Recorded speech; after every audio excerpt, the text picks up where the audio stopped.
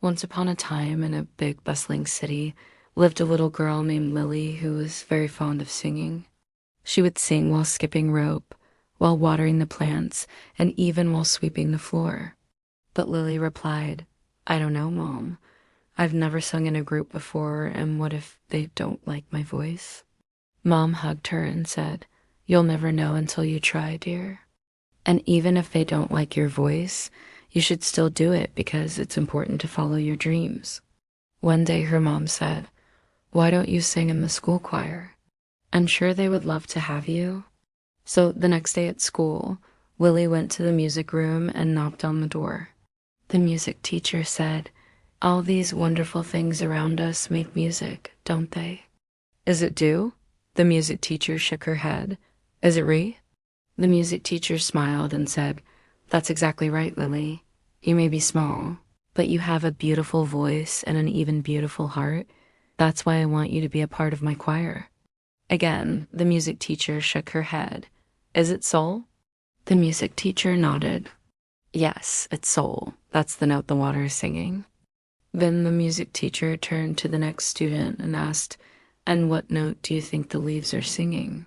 The student thought hard and said, Is it la? The music teacher nodded. Yes, it's la. Then she asked the next student, And what about the bees? What note do you think they're singing? The student replied, Is it T? The music teacher nodded once again. That's right, T, and the birds are singing me. Lily said, Yes, but how does that make the note me so special? The music teacher replied, Do you hear that? Lily closed her eyes and listened.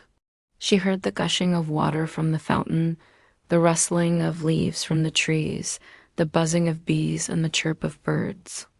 When she opened her eyes, she saw that all the kids were standing in a circle around her. The music teacher opened the door and asked her to come in. There were already many students in the room, and they all stopped singing when she entered. Lily was so nervous that she started to shake. The music teacher noticed this and said, Don't be scared, dear. Just show us what you can do. She joined the other children, and they all started singing together. Do, re, mi, fa, sol, la, si, do. They sang at the school concert, and everyone applauded. And from that day on, Lily knew that no matter what, she should always follow her dreams, because one day they might just come true. As soon as the music teacher gave the signal, everyone started singing. Do, re, mi, fa, sol, la, si, do. Then Lily shouted, Me. The music teacher smiled and said, That's right, me. It's the note me. But how did you know? Lily replied, I may not be in the choir yet, but I've been listening to all of you, and I know we sound best when we sing me together. Am I right? At first they sang without her, and then suddenly they all stopped. Huh? Lily asked. What happened? The note me makes all of us sound like a beautiful orchestra. But do you know why? Lily shook her head.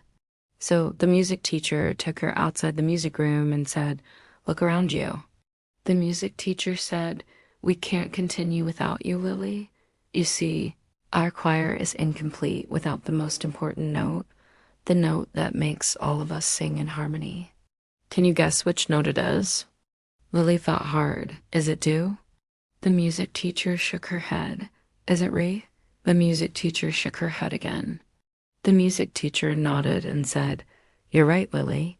When Lily looked around, she saw a beautiful garden full of chirping birds, buzzing bees, and fluttering butterflies. Then the music teacher said, Can you guess what note the water is singing? Lily thought hard. Lily said, So the note me is the most important because all the other notes revolve around it. Just like how all the other sounds in this garden revolve around the chirp of the birds, don't they? Lily couldn't believe her ears. She was so happy. The end.